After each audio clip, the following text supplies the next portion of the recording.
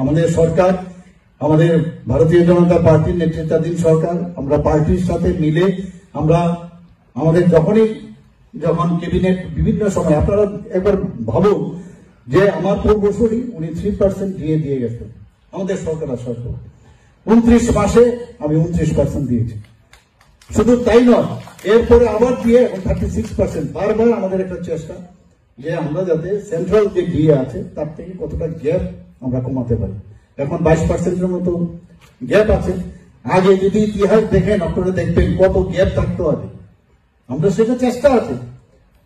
আমাদের 7th pay commission, এখন আমাদের নতুন করে যে 15th ফাইন্যান্স কমিশন তারা এসছেন, 16th ফাইন্যান্স কমিশন নতুন ভাবে করেছে, আমরাও সেটা ভাবে করছি যাতে করে এই জিন্দাবাদ না করতে হয়। আগে তো কোথায় মানে জিন্দাবাদ করতো। আমাদের সরকার আসার পর 2018 থেকে এখন পর্যন্ত শুধু সরকারি চাকরি আমরা 20,000-এর উপরে আমরা অলরেডি দিয়ে দিয়েছি। তো এইগুলো আমরা দিচ্ছি, এগুলো তো বলতে হবে। আর অন্যভাবে তো যে বিভিন্ন ভাবে যে চাকরি আছে আপনারা জানেন যে কতগুলো কন্ট্রাকচুয়াল চাকরি আছে, অন্যভাবেও চাকরি আছে, প্রায় 5 থেকে 6,000 চাকরি আছে। আমরা চেষ্টা করছি আরো যাতে যেগুলো আমাদের চাকরি যেখানে ভ্যাকেন্সি সেগুলো যাতে ফিল আপ করা যায়, আমাদের পিএসসি গুলোকে যাতে পুনরুজ্জীবিত করা যায় সেই ব্যবস্থা আমরা করছি। চা শিল্পকে নিয়ে আমরা চিন্তা ভাবনা করছি। আমরা এমএসএমইর মধ্যে আমরা সেটাকে ব্যবহার করে মানুষকে যাতে তাদের সুযোগ সুবিধা পায় সেই কাজটা মুখ্যমন্ত্রী জন আরোগ্য যোজনা এই আমরা শুরু করেছি। ত্রিপুরাই একমাত্র রাজ্য যেখানে মুখ্যমন্ত্রী জন আরোগ্য যোজনা সারা ত্রিপুরার মানুষ তাদের খাবার পাচ্ছে। সেটাকে এটা কিন্তু অন্য জায়গায় নেই। এখানেও কিন্তু ক্যাপিং দেওয়া, আমাদের কিন্তু ক্যাপিং নেই। একটার পর একটা এখানে আমাদের রাস্তাঘাট আপনারা দেখেছেন, কিছু একটা কাজ করলেই সেখানে নানা রকম কথা। এখানে মাননীয় মেয়র সাহেব আছেন, কদিন বাদে বলবে কি সুন্দর আগরতলা। আজকে যখন এয়ারপোর্ট থেকে আমি আসছিলাম কি ছিল অবস্থাটা, এখন চারিদিকে দুটো ব্রিজও হয়ে গেছে, অলরেডি কমপ্লিট, সেটারও ইনোভেশন হবে। 4 লেনের এত সুন্দর যে আমি বারবার বলেছি যখন আমাদের বাইরের থেকে কোনো লোক আসবে যে এন্ট্রি পয়েন্টটা দেখে যেন সুন্দর হয়। আমাদের যে লিচু বাগানে আমাদের যিনি স্বর্গীয় এস.ডি. বর্মন মহোদয়, ওনার নামে আমরা মূর্তি সেখানে প্রতিষ্ঠা করেছি। এটা তো আগে কখন ওরা দেখেন। মহারাজা বি বিক্রম কিশোর মাণিক্য বাহাদুরের মূর্তি কামানচৌনির সামনে আপনারা দেখেছেন। সেখানে এই আইল্যান্ডে কেউ নামই জানত। সেখানে একটা জিরো ফলক ছিল, আমরা ছোটবেলায় দেখতাম, সেটা মাটির নিচে চলে গেছিল, সেটাকে উঠে হলো না, উঠিয়ে সেটা মহারাজা বি বিক্রমের যে সেটা চুমুনি এখন নাম দিয়েছে, ওনার মূর্তি সেখানে আমরা স্থাপন করেছি। যারা আছেন তাদের যারা ডিস্ট্রিক্ট লেভেলে এবং সাব ডিভিশনাল লেভেলে শুধু জনজাতিদের তাদের স্কিল শুধু দেখার জন্য টিসিএ লেভেলের অফিসার আমরা নিযুক্ত দিয়েছি। 2005 সালে সেটা মানে সেটাকে ওরা বন্ধ করে দিয়েছিল, সেটাকে আমরা আবার নতুন করে আমি আমাদের ক্যাবিনেটের ডিসিশনে সেটা স্টার্ট করেছি। শুধু তাই নয়, আমরা যারা জনজাতি যারা আছেন, জনজাতিদের যে সমাজপতিরা, আমাদের সরকার আসার পর 2018 পর থেকে আমরা 2,000 টাকা করে দিচ্ছিলাম। 2023-এর পরে আমরা ডিসিশন নিলাম যে না, ওনারা দায়িত্ব সমাজপতি, তারা সমাজের জন্য কাজ করছে তাদেরকে, এবং সেখানে ক্যাপিং হচ্ছে, সে 2,000 থেকে আমরা 5,000 করেছি। এবং শুধু তাই নয়, সেই 5,000 যে ক্যাপিং, অনেক আছে সমাজপতিরা ওটা রোটেশন বেরিয়েছে আসে, অনেকে আছে কেউ সরকারি চাকরি করছে বা রিটায়ারমেন্টে আছে, তো রিটায়ার করলে তাদেরকে দেওয়া হতো। তো আমি যখন জিজ্ঞেস করলাম ক্যাবিনেটে চিফ সেক্রেটারি মহোদয়কে আমি জিজ্ঞেস করলাম যে কতজন আমাদের এরকম যদি উঠিয়েছে কত, তো বললে যে আমাদের 19টি জাতিগোষ্ঠী আছে, কিন্তু দেখা যায় সেখানে 14, আগে 10 পেত, 13-14 পাবে, তো বাকিরা কেন পাবে না? তো বলছে না, ওনাদের যে সমাজ গঠনের যে প্রক্রিয়া সেভাবে সমাজ ব্যবস্থাই নেই। তা আমি বললাম ওনাদেরকেও যারা হবে, ওনাদের তো লিডার একজন থাকবেন, তাদেরকেও দেবো। শুধু তাই না, যখন আমি জিজ্ঞেস করলাম কতজন আমাদের এখানে রেজিস্টার্ড জনজাতিরা আছে, তো প্রায় 40+ আমাদের জনজাতি এখানে আছে। আমি সবাইকে আমরা দিব 5,000 টাকা করে, এবং ডিএম কে বলুন যে সব জায়গায় খবর নিতে, তাদের আমরা হারাতে চাই না ওনাদেরকে, তাদেরকে আমরা সম্মান, আমরা আমাদের সরকার আসার পর যেভাবে জনজাতিদের আমরা সম্মান দিচ্ছি, ওনাদের আর্থিক উন্নয়ন থেকে আরম্ভ করে সামাজিক উন্নয়ন থেকে আরম্ভ করে আমরা সব কাজ ওনাদের জন্য করছি না। মহারাজা বি বিক্রম কিশোর মাণিক্য বাহাদুর আপনারা জানেন যে ওনার এই যে এয়ারপোর্ট যখন সেকেন্ড ওয়ার্ল্ড ওয়ারের শেষ দিকে এখানে one of the oldest airport Bikram Kishore Manikya Bahadur সেখানে আগরতলা সিঙ্গারবিল এয়ারপোর্ট তৈরি করে, পরবর্তী সময় আগরতলা এয়ারপোর্ট হয়।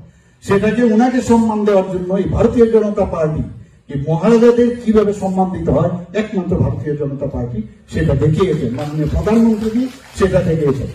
মাননীয় প্রধানমন্ত্রী শুধু তাই নয়, আরেকটা জিনিস যেটা করবেন, ত্রিপুরার মতো একটা ছোট জায়গা, সেখান থেকে একজন রাজ পরিবারের একজন সুসন্তানকে উনি তেলেঙ্গানার মতো একটা বড় রাজ্যপাল বানিয়েছেন। সেটা একমাত্র সম্ভব ভারতীয় জনতা পার্টির নেতৃত্বাধীন সরকারের পক্ষে। এখানে 2019-এর পর থেকে আমরা দেখেছি প্রায় 2024 পর্যন্ত পর 7 জন যারা জনজাতি ব্যক্তিরা, বিশিষ্ট ব্যক্তিরা, তাদের পদ্মশ্রী উপাধিতে ভূষিত করা হয়েছে। সেটা একমাত্র সভা হয়েছে একমাত্র আমাদের মাননীয় প্রধানমন্ত্রী, আমাদের ভারতীয় জনতা পার্টি। এইগুলো আপনারা বলবেন না, এগুলো তো বলা প্রয়োজন। একের পর এক আমরা যে কাজগুলো করে যাচ্ছি।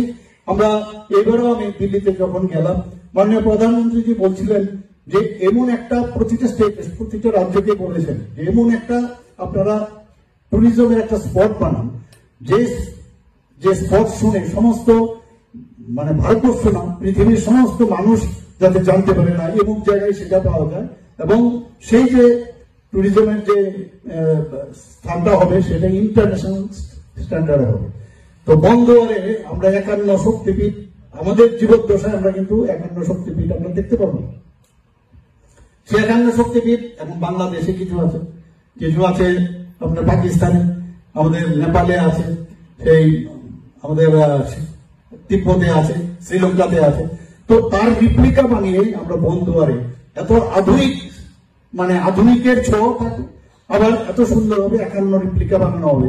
সমস্ত ভারতবর্ষের লোক যখন জানবে যে 51 শক্তিপীঠ ত্রিপুরাতে আছে, এবং বন্দরে আমি বলেছি সেদিন যখন আমি সেখানে গিয়ে তার ভূমি পূজন করি যে এটা বন্দর না, এটা স্বর্গদ্বার হবে আগামী দিনে। এবং নটরাজের যে উচ্চতা, সেটা আমার কাছে যা খবর ওনারা বলেছেন,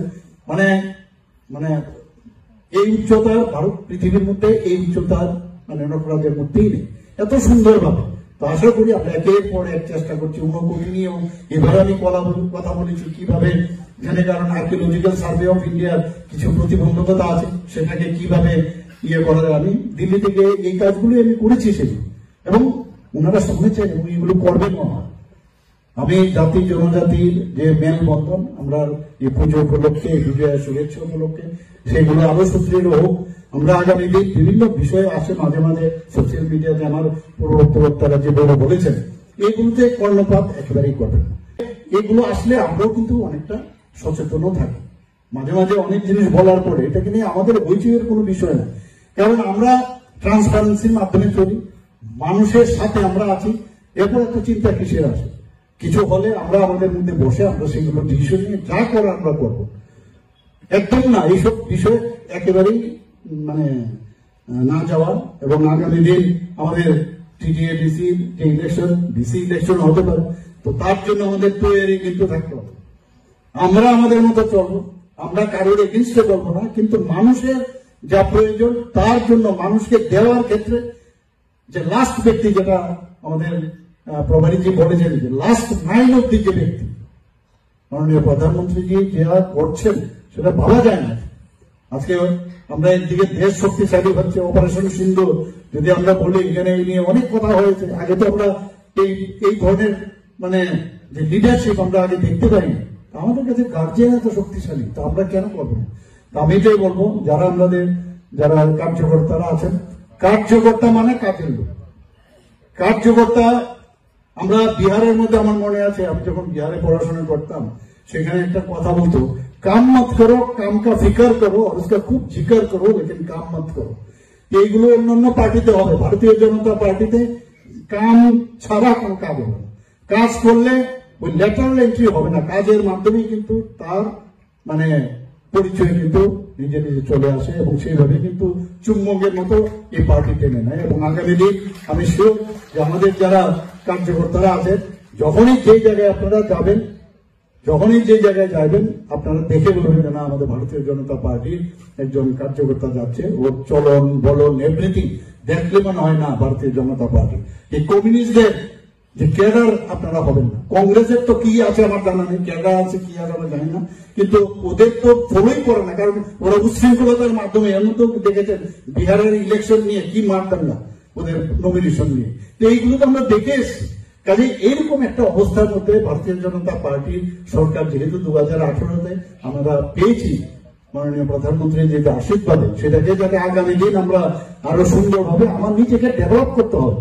কারণ এভরিথিং উই হ্যাভ, আমাদের ইনবিল্ট ভগবান আমাদের দিয়ে দিয়েছে সব, খালি সেটাকে প্রকাশ করা আর কিচ্ছু লাগে না। নিজের কনফিডেন্স যদি আমরা ডেভেলপ করি, মানুষের সাথে সুন্দরভাবে কথা বল, ঠিক আছে কথা বলতে তো অসুবিধা নেই, যেটা হবে করতে পারবো, আর মানে পথের পিছনে না ঘোরাটাই ব্যাপার। এবং আমরা যদি সবাই মিলে যে আমার কি হবে না না হবে, আমি সমর্পণের কথা বলি, আমরা পণ্ডিত দীনদয়াল থেকে আরম্ভ করে ডক্টর শ্যামাপ্রসাদ মুখার্জির থেকে আরম্ভ করে সবাই তো সমর্পণ করেছেন, তা আমি তো কিছুটা করি অ্যাটলিস্ট। তো সেই বিষয়ে যদি আমরা কাজ করি তাহলে আমরা আগামী দিন এক মানে যেটা বলছি আমরা এক ভারত শ্রেষ্ঠ ভারত, এক ত্রিপুরা শ্রেষ্ঠ ভারত, এবং ত্রিপুরা প্রদেশ শ্রেষ্ঠ প্রদেশ সারা ভারতবর্ষ মিলে হোক, সে আশা রেখে বিজয়ের শুভেচ্ছা এবং আগামীকাল যেহেতু দীপাবলি, কালী বিজয় উপলক্ষে সবাইকে হার্দিক অভিনন্দন।